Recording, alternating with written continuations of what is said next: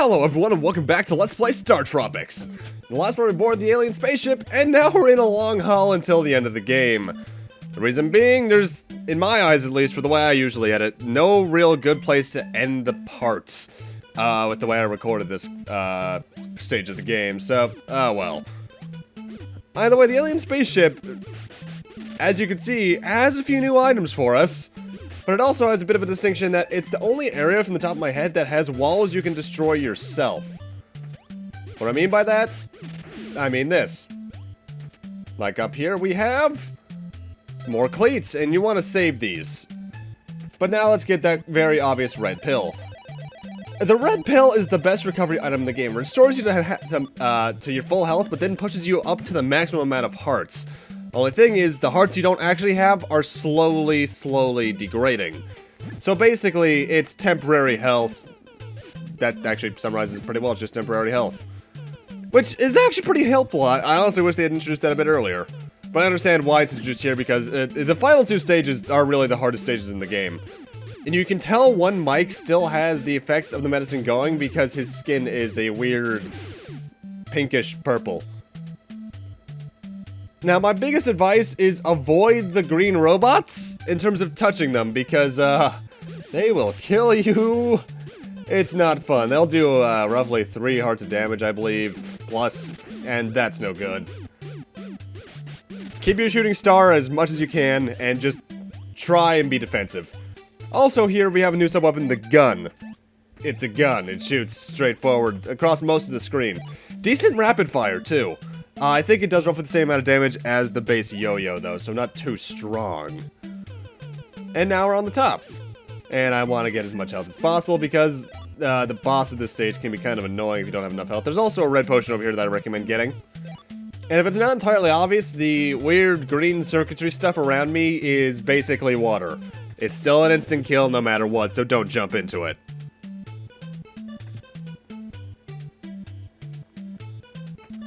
And they also give you a few of them more pills over here and there.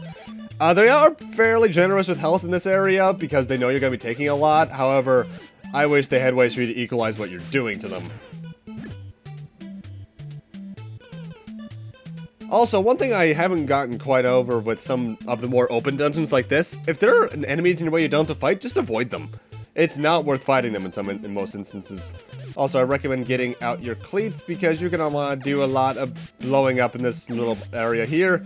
Particularly because those two on the left are very annoying to get rid of. I used one more cleat than I would have liked there, but, well, I still have enough. Because we're actually getting close to the boss fight of this stage. Oh, yeah, that's nice. Thanks, dicks. These guys are always random. There's basically no way to guarantee a dodge from them, especially when they come at you from both sides like that. That's fair. Just try to use your yo-yo when you can. Obviously, if you haven't noticed it, by the way, these are teleporters. And with that, we're at the boss fight, so I'm going to use a magic potion because I have nowhere near enough health. And get on the cleats, but wait a second before using them. Boss of this stage is these two things, and as well, a turret. And you want to use the boots to get rid of the turret primarily, because it's the larger annoyance. The purple guys move randomly across the green. They seem to try and avoid the actual blue squares, but as you can see right now, they can cross over them. So basically, just try and aim your best and try to stay away from them. I'd recommend staying a whole screen away from them if you can, just so you can have some good time to dodge the projectiles. Not an overly hard boss fight, but it can be annoying. And with that, we're done with the first part of the spaceship. There's more than one.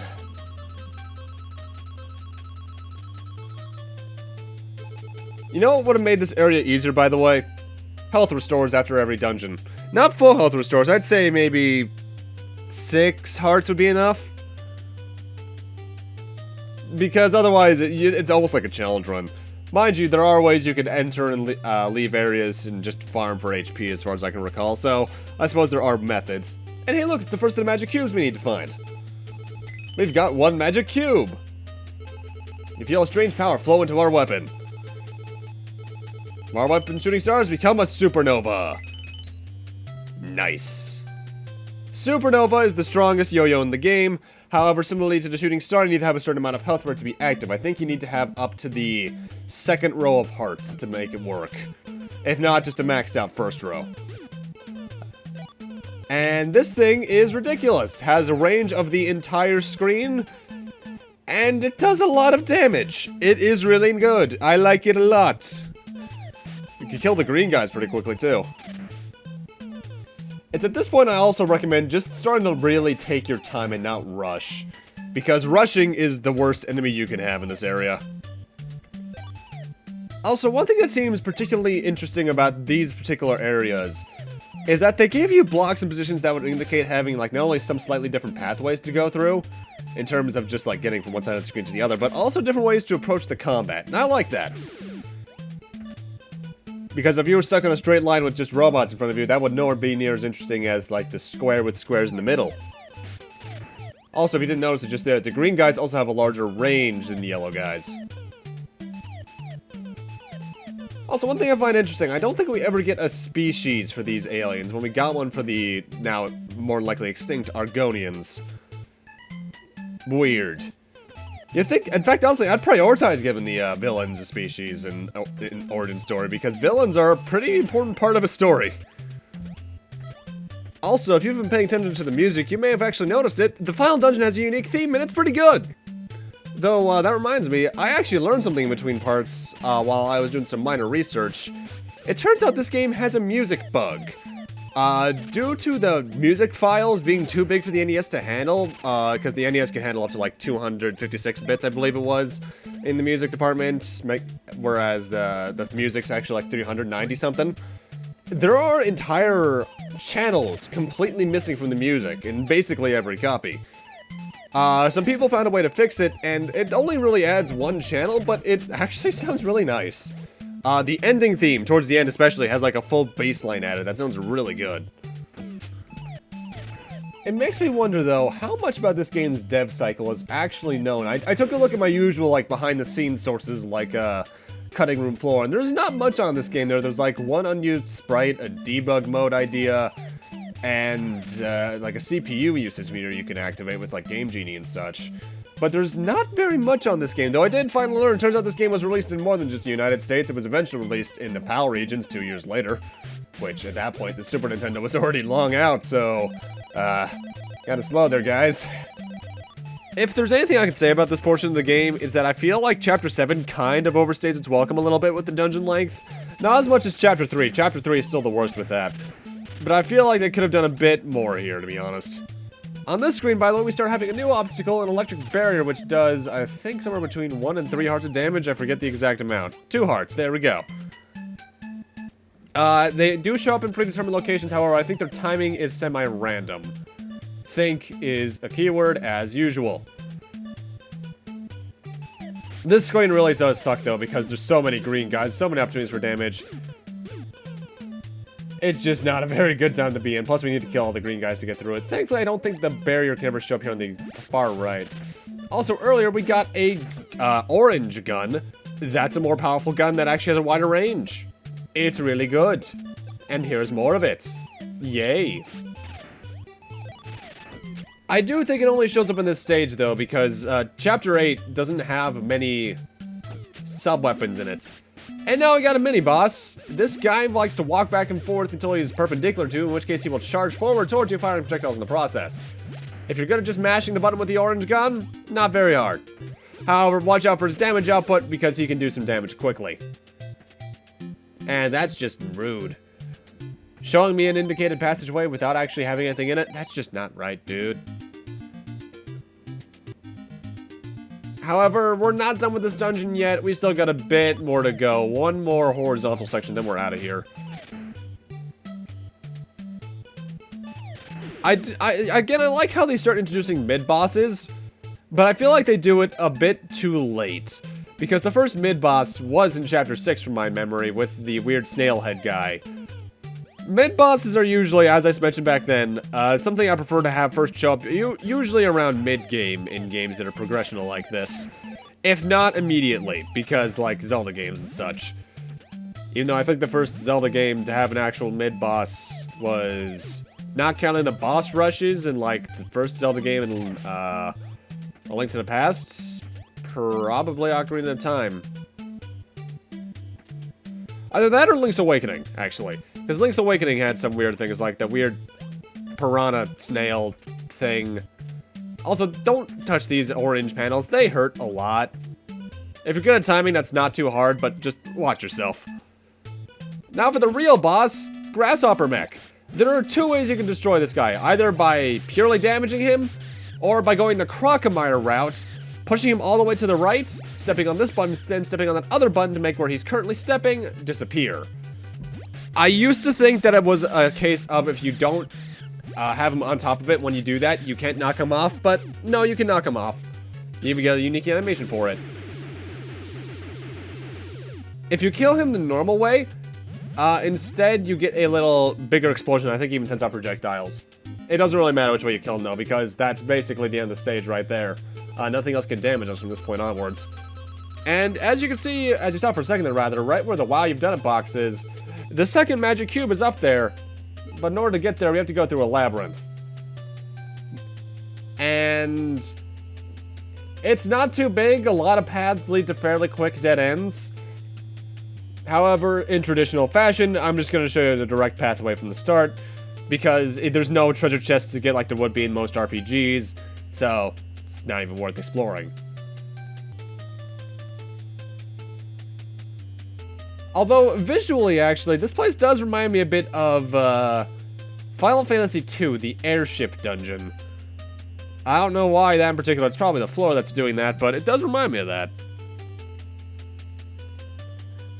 Overall, this labyrinth, though, is not very large, and actually, in another way, it reminds me a bit more of, that weird stairs labyrinth at the end of Oracle of Ages. Which, yeah, I like being reminded of that game. Either way, there's the second magic cube.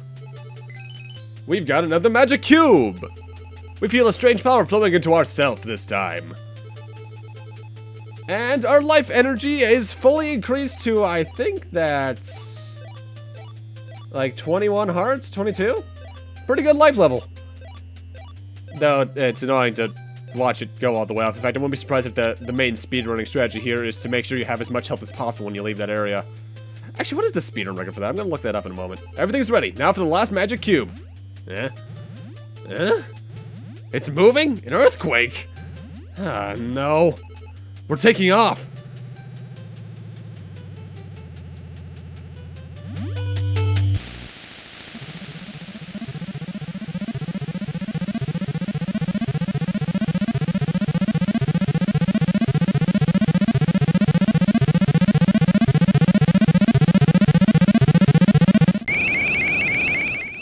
Freaking copycats.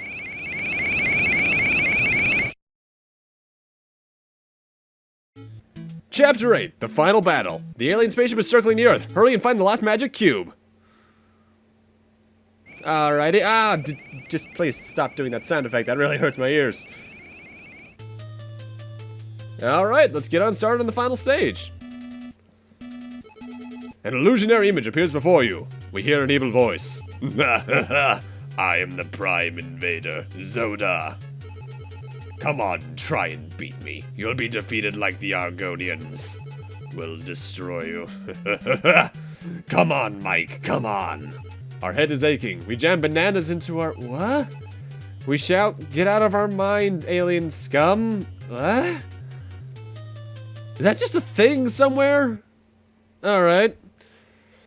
Now the sucky thing is we're coming up on the major last boss fight. However, you notice that we still have 3 hearts. Anything this guy does that's not his eyeball attack is a one-shot kill. So be careful. Make sure you grab the gun because otherwise you can't reach him. And Zoda is a very annoying boss fight. I recommend staying around the middle of the stage more often than not. You can only hit him when he's his head form, but not when he's firing his eyeballs, from what I've played at least. However, his other attack... no, he has technically 3 attacks. The eyeball, which is the one that won't kill you in one shot. Then everything else does, which is touching his head. And then his other attack, which I think he's about to show off right now. Every now and then he'll have his left or right arm sweep across a good amount of the field. And that sucks. That's the reason I actually recommend being around the middle, because that's the only way you can really avoid every position of his hands. Not a fan of this fight. It makes me wonder why they bothered giving us max health if the first fight after we get it, we only are reduced to 3 hearts. Maybe if they had a way to restore your health to max, I would have no less issue, but the fact that we can't just annoys me. Either way, suck it, Zoda, you're exploding. Or, oh god, what the hell? I should probably call Ridley Scott on that. Thankfully, they give you a health restore right after the fight, so it's like they realized it. And for once, it's actually a full life restore because now our health's not going to degenerate after that. Either way, this stage is probably the most linear in the game because there is quite literally only one path for you to go along. However, there is one side path you can technically go on, but I'm not going to show off, even though it's actually kind of beneficial if you do so. I'll go over that when we cross that bridge, though. You can take a lot of cheap hits in this stage, mostly just due to the fact that a lot of the alien soldiers have ample opportunity to hit you. The window ones aren't too bad, especially if you still have the supernova, because you can just basically hit people from across the screen. Though be careful of things like that where enemies come out of the things that open. Also, when those things are open, they are instant kill. So don't jump when there's not a platform in front of you. And jump over projectiles, too. That's something I haven't really gone over as much. You can jump over enemies in this game, but you can also jump over most projectiles. It's just that's not very good idea, too, because, reasons. And mostly because I forget I can do it. Either way, we're coming up on a bit of a boss fight. The ship core. If you fall down any of these pits, it's not instant kill. Instead, you get dropped into a room with a bunch of the soldiers with a cracked wall on the top. If you destroy that cracked wall, there's a red potion in there. That's not just a red potion, it's 3 red potions, and I actually would recommend getting that on your first playthrough, because the final boss, if it's not obvious by the fact that Zoda did that thing, is annoying. Whenever the core goes in between those bars, it's actually healing itself ever so slightly, so make sure you can keep the damage coming into it while you're still managing to keep yourself alive. Ow, ow, my eyes, that hurts.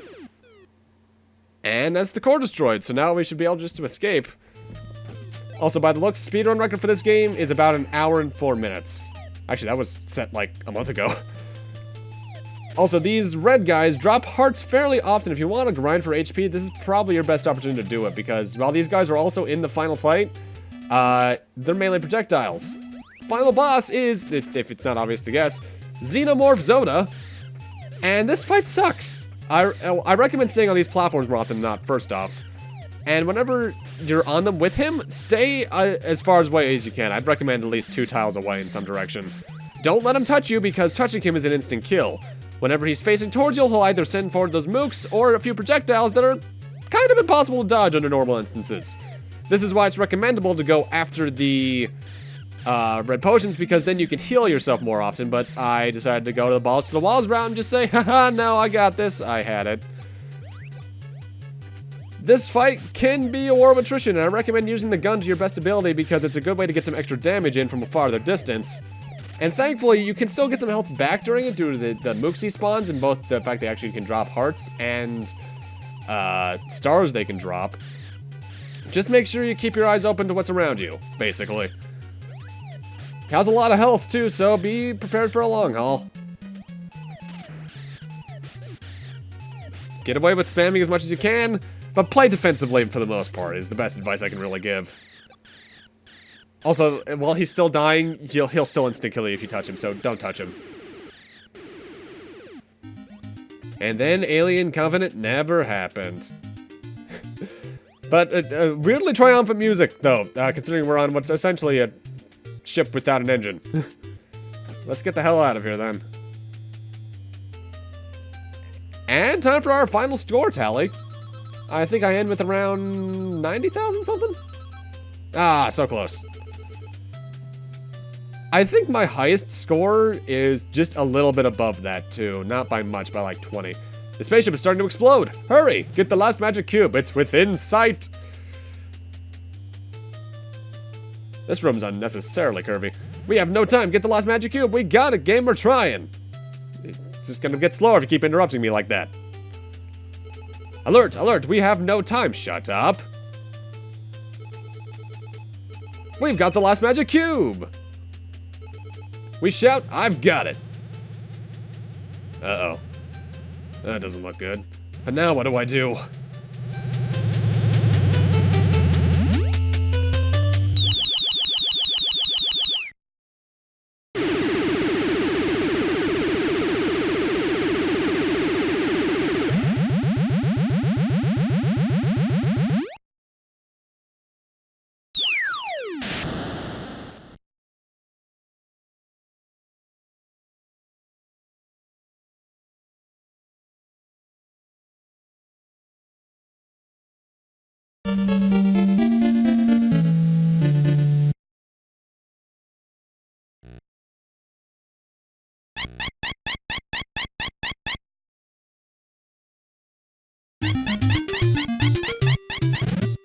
Dolphin, you're my best friend now, I swear to God.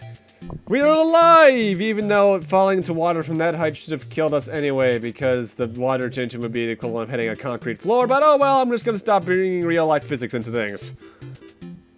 Welcome back to Coca-Cola. Congratulations, yeah, it's been a while since we were last here. Mike, you rescued Dr. J, didn't you? That's Radicola. I heard you cream Zoda. Mike, can you show me how to use a yo-yo sometime? It's kinda hard to do, kid. Welcome back to Coca-Cola. Congratulations again, thanks. Mike, it's me, Miss Coy. You look totally cool except for those bananas. Oh yeah, they're still in our ears. Why did we do that? Why is bananas in our ears a thing? I have to hurry. I'm gonna roast a pig for the victory party. Oh god, the pig's actually gone too. That's dark. Dr. J's already returned and he's waiting for you. Where do you come from? Spacey Cola? Huh? I don't get that one. Oh, you are fantastic. Thank you. Mike, wanna go fishing? Have you mastered the ABCs of fishing? I know how to get a worm, at the least. Who are you? Stay away from here. I'm just kidding you, Mike. I guess the shaman's at his house. Baboo, how you doing, buddy? Mike, it's me, Baboo. Let's celebrate with some cola. We drinking and feeling much better. I guess this is here just so you can say, hey, I entered the game with max health. I'm not sure, actually, if you have to talk to everyone at this point. Just due to StarTropics syndrome, as many people call it, I just talk to people automatically in this game. Hey, Mike, you've done it. Yes, I have. Mike, you've returned. Oh, you have the 3 magic cubes. I knew you could do it.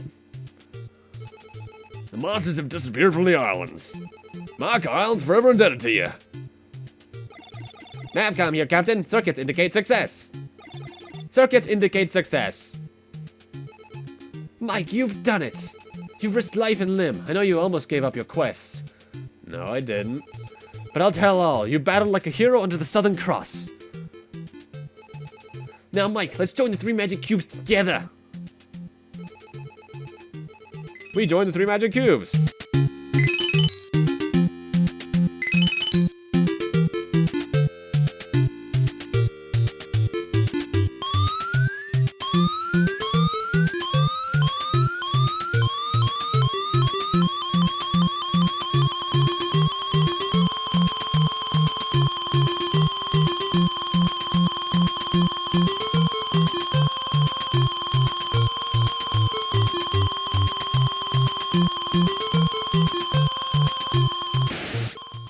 They're transforming! Something is happening!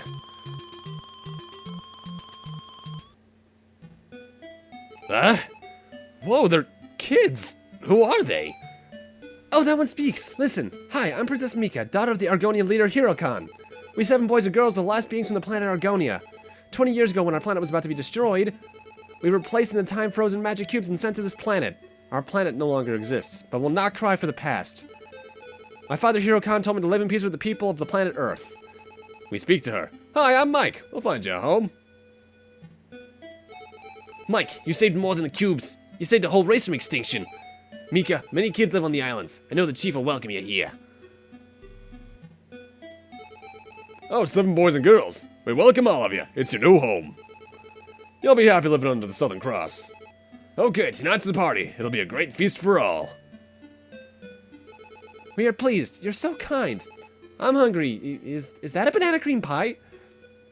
Argonia had bananas and cream pies that you could combine into banana cream pies. Okay, then that's stretching my belief there a little bit, game. We speak to them. Hey, anyone want to go fishing? Let's go!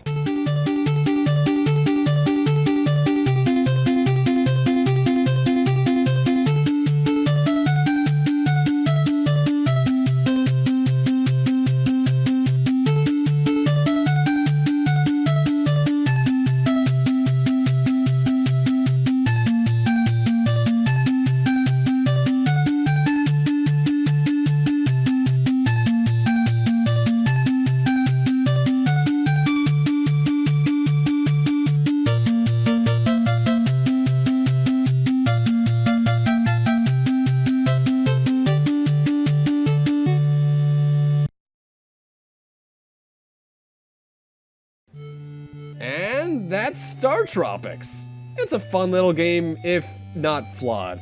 I don't like how you have to talk to most people in every instance just to trigger an event flag, and I think the dungeons could have done with some more visual flair and gameplay ideas within them. However, I still think it is a charming enough game. If you want to play it, it is on the NES in America and PAL regions, as well as a few of the different virtual consoles. I think it's on the Wii U and Wii ones. I'm not sure about 3DS. I recommend it enough. However, as you saw, I pointed out a lot of issues with this game, more so than I do with my usual games, actually. I think it's pretty fun. And now we get a weird little flashback to all the scenes we just played through. Okay then, these actually are pretty impressive looking scenes, in terms of detail. Kind of remind me of the first Ninja Gaiden, actually. In terms of what's up next, I don't know. I usually have a plan by the time I'm at the credit sequence of the one game, what I'm going to LP next. But keep in mind, a lot of my games are also very impromptu because of that. I'll probably figure something out. I always do. Mind you, the main reason I recorded this is because I actually recorded most of this gameplay while I was down in Falmouth after I did Ghosts and Ghouls. Ghouls and Ghosts, rather. But I didn't record the commentary because when editing the Ghouls and Ghosts one-parter, I realized how crappy my blue mic was in that room, so, yeah, I wasn't doing another video with that.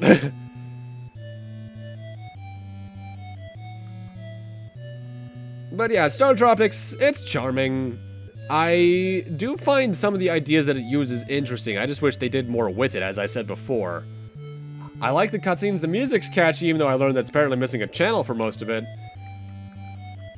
I just wish that I also kind of wish the series got a revival of some sorts, like modern gameplay style with this. That could be fun.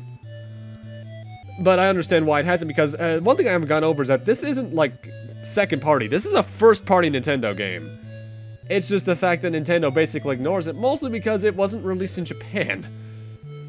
Nintendo of America probably makes jokes about it every now and then, knowing them, but I'd like to see a new game in this series, honestly. That's about all I have to say on that matter. I do think this credit sequence is a bit long. I could have cut these in like the time for each of these images like in half and we'd still be fine.